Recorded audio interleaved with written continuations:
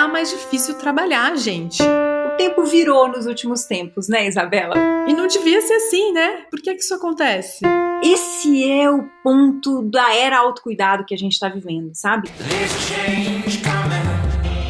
Olá, pessoal! Eu sou a Natália Roberto. E eu sou a Isabela Ianelli e esse aqui é o podcast das emoções. Se você está chegando aqui agora, nós recomendamos muito que você ouça também as 2 últimas temporadas, em que nós abordamos a nossa relação com o trabalho e contamos um pouco também sobre vários insights que tivemos a partir de uma recente pesquisa que nós fizemos. Exatamente, é tudo que você gostaria que seu RH soubesse, que está disponível no nosso site também. Agora a gente vai explorar uma outra questão, que é uma unanimidade. E não é uma unanimidade só na nossa pesquisa, né, Nath? Esse tema que a gente vai trazer para esse podcast agora, que é a nossa relação com o trabalho, por que a nossa relação com o trabalho piorou tanto nos últimos anos e nas últimas décadas, tá pegando geral, né, Bela? Inclusive a gente, né, Bela? Vamos dizer a verdade, né, Natália? Apesar de tantas e tantas facilidades da vida moderna, tá mais difícil trabalhar, gente. E não devia ser assim, né? Por que isso acontece?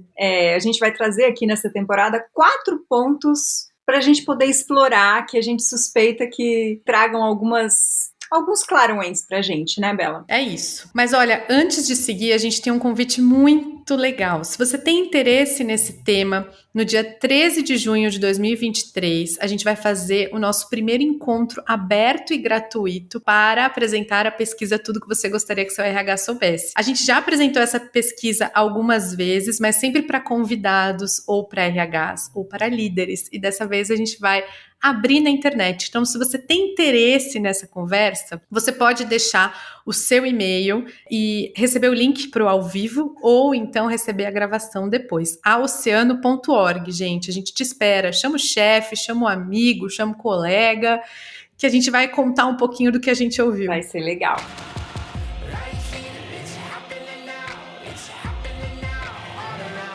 Acho que a gente pode começar essa conversa refletindo sobre a nossa relação com o tempo, né? O tempo virou nos últimos tempos, né, Isabela? O tempo virou nos últimos tempos. Parece que mudou alguma coisa em relação ao tempo das coisas e a forma como a gente lida com isso, né? E, claro, influenciado por várias coisas, por uma pandemia que a gente viveu, pelas redes sociais, por agora a gente pode ser encontrado a qualquer hora, a qualquer lugar, né? Você não sai do trabalho, precisa esperar chegar em casa para alguém te achar num telefone fixo. Uhum. E a gente trabalha também de qualquer lugar, né, Natália? Final de semana não necessariamente é hora de não trabalhar. Às vezes você tá ali na praia, dá para responder um e-mail, não dá? Dá para responder um WhatsApp, dar uma limpadinha ali nos seus contatos do WhatsApp do trabalho. Tem um viciozinho em ver se tem algum e-mail do trabalho que eu preciso responder. Aí você viu aquilo 8 horas da noite. Tempo virou. Acabou, né? Você vai fazer alguma coisa em relação àquilo, virou o tempo. Então, eu estou fazendo esse curso lá no Instituto SEDES, em São Paulo, chamado Saúde Mental Relacionada ao Trabalho. E aí a gente teve uma aula com uma socióloga maravilhosa. A pesquisa dela, de mestrado, tem a ver com esse tema, assim, né? Investigar por que a nossa relação com o trabalho piorou. E aí ela deu uma aula maravilhosa sobre isso, contando a história da pesquisa dela, e tipo, deu 9 horas, que é a hora que acaba a aula, ela não tinha respondido a pergunta, porque a nossa relação com o trabalho piorou. Eu falei, não podemos sair daqui sem ouvir essa resposta. A gente não vai conseguir encontrar uma resposta. Mas ela contou uma história que eu achei muito interessante. E ela estava lá envolvida com a pesquisa, e aí naqueles momentos que você não aguenta mais olhar para a pesquisa, né? A gente, ano passado, teve um pouco essa experiência escrevendo o relatório da pesquisa que a gente fez. Tem uma hora que você não consegue mais ler o que você está escrevendo, né? E acho que num desses momentos ela parou para tomar um café e ela falou que foi para a sacada tomar um café, de repente ela olha embaixo, assim, no jardim do prédio, tá o ex-marido dela, num momento muito aparentemente prazeroso, consertando o cabo de vassoura dessa professora. E aí ela disse que naquele momento ela teve um grande insight, assim, que mudou o rumo da pesquisa dela, que é o quanto a gente vem perdendo essa relação prazerosa com o trabalho. A gente perdeu talvez o tempo de poder pensar, refletir e elaborar, assim. Muito dificilmente a gente vai conseguir manter uma relação saudável com o trabalho sem que a gente tenha esse tempo demorado, né, de elaborar as coisas, assim. Essa capacidade, né, essa habilidade ou essa qualidade da gente se relacionar com o tempo dessa forma ou com o trabalho dessa forma, não está somente relacionada àquele tipo de trabalho intelectual, de fazer uma pesquisa ou manual. Ela, por exemplo, é pesquisadora de metalúrgicas e ela defende que é possível a gente levar esse tipo de pausa e de contemplação mesmo para trabalhos mais operacionais. Acontece que isso não conversa muito com o tempo do capitalismo, né? Mas é uma pergunta interessante da gente se fazer. Será que a gente consegue revisitar essa relação tão apressada com o tempo, né? A gente consegue inserir algumas coisas na nossa rotina que são capazes de inserir um pensar, refletir e elaborar. Mas se a gente só faz ações individuais, isso não se sustenta por muito tempo, porque a gente está inserido numa cultura de um tempo virado, de um tempo capitalista, de um tempo sobre-humano. Acho que a gente pode cair numa armadilha que é individualizar esse problema, né? Eu me identifico quando a Lucy fala que a gente está perdendo essa possibilidade de pensar, refletir, elaborar, eu me identifico com isso, assim. E eu acho que não necessariamente isso tem a ver só com a quantidade de trabalho que eu tenho que entregar, ou tem uma questão interna mesmo, sabe? Eu acho que a gente entrou num modo inquieto internamente, assim. Eu acho que a gente tem que tomar um cuidado para não cair na armadilha de talvez se identificar com isso que essa socióloga traz, né? Mas também não achar que é um problema individual, sabe? Talvez tenham algumas coisas que a gente possa, alguns acordos que a gente possa fazer, alguns hábitos que a gente possa treinar no cotidiano, para a gente poder trazer um pouco mais desse tempo demorado e lento e reflexivo para o nosso dia a dia. Mas, né, assim, a gente precisa entender e colocar os pés na realidade, que é muito difícil a gente fazer isso se a gente trabalha numa empresa ou num contexto que pede exatamente o contrário da gente. É aquela tal daquela dança que a gente sempre comenta, que qualquer ação individual, ela precisa da ação coletiva e vice-versa, para que a coisa funcione.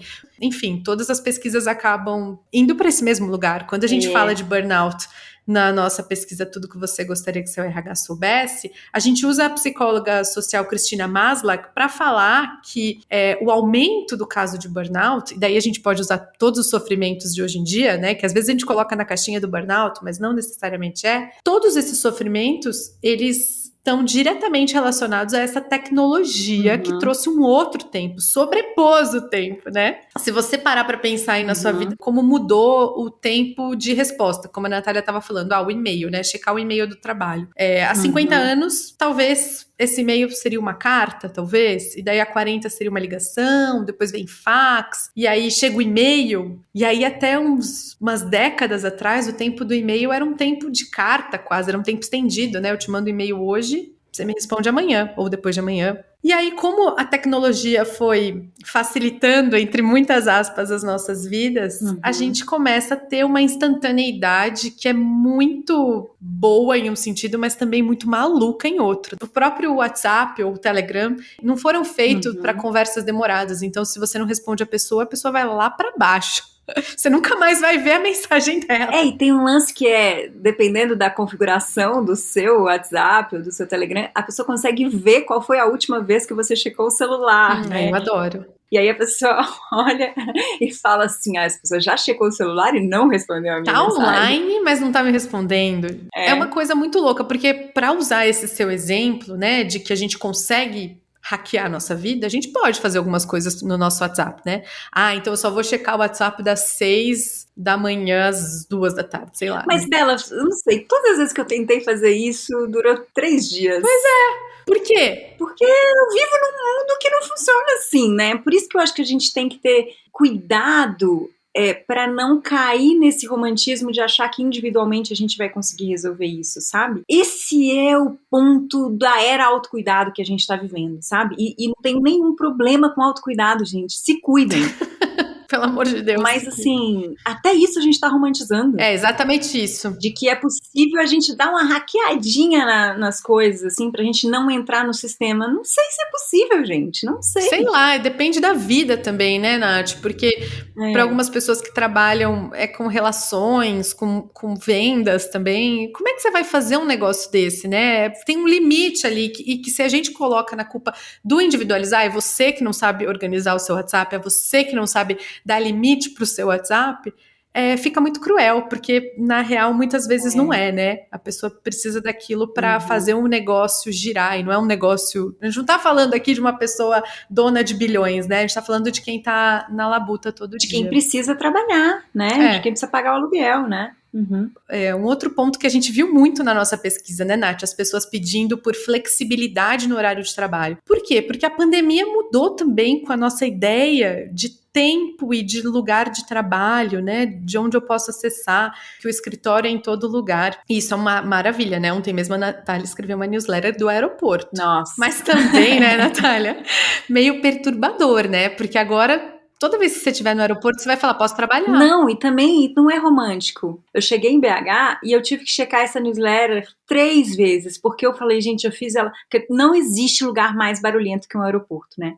Deve ter, mas aeroporto é um lugar muito barulhento. Mas não é romântico, gente, não é bonito. Eu não acho bonito trabalhar no aeroporto. Por um lado, isso pode ser uma coisa maravilhosa, porque você pode ter muito mais flexibilidade no seu trabalho. Mas, por outro, isso mexe no nosso jeito de pensar o trabalho. Então, agora, quando você estiver no aeroporto, você vai falar, já que eu tô aqui, não vou folhear uma revista, não vou ficar esperando, eu vou checar meu e-mail. Eu vou escrever alguma coisa, eu vou adiantar algum trabalho. E eu vejo isso porque na pandemia piorou muito. O trabalho invadiu os meus lugares, sabe? Às vezes você almoça rapidinho porque você vai terminar alguma coisa. Você almoça assistindo alguma coisa. É como se o tempo tivesse que ser produtivo a todo custo. Então, às vezes, à noite, eu tô abrindo o computador para ver um filme. Já que eu tô aqui, eu só abro a aba do e-mail. Que é um horror, gente. Podia ser uma coisa muito maravilhosa se nós fôssemos máquinas. Se a gente fosse máquina, isso seria ótimo, né? Porque eu vou aqui, já resolvo uma pendência, já trabalhei mais 15 minutinhos. Mas a verdade é que aquilo perturba toda a nossa noção de tempo de ócio. A gente não está mais podendo ter tempo de ócio. Então, a gente abre esse problemão aqui com vocês, porque realmente a solução é muito mais complexa do que a gente hackear as nossas vidas, né? Então a gente começa a individualizar muitas questões que, na verdade, é consequência de estarmos no mundo que está demandando um outro tempo pra gente. Vai ser muito difícil a gente manter uma relação prazerosa com o trabalho sem que a gente tenha esse tempo de pensar, refletir e elaborar. Sem que sejamos ingênuas, né? Como é que a gente pode tentar, então, trazer isso para a nossa realidade atual? O que a gente pode fazer no nível individual? Claro, tem coisa que dá para fazer no nível individual, mas também entendendo que o nível individual não vai ser suficiente. E o que a gente pode fazer, então, no nível coletivo? Porque a gente não vai conseguir voltar no tempo. A gente nunca mais vai viver uma vida que não tenha tido uma pandemia. A gente nunca mais vai viver num tempo em que, ainda que o Instagram acabe, como o Orkut acabou, a gente nunca mais vai viver num tempo em que a gente não tenha conhecido o Instagram. Isso. Então, como diz o Krenak, né, se o futuro é ancestral, vão ter coisas que a gente precisa resgatar do nosso antigo jeito de fazer, da nossa antiga relação com o trabalho, mas não adianta negar que o tempo virou, que a vida mudou, né? Isso não é ruim, a tecnologia não é ruim, a tecnologia é maravilhosa, né?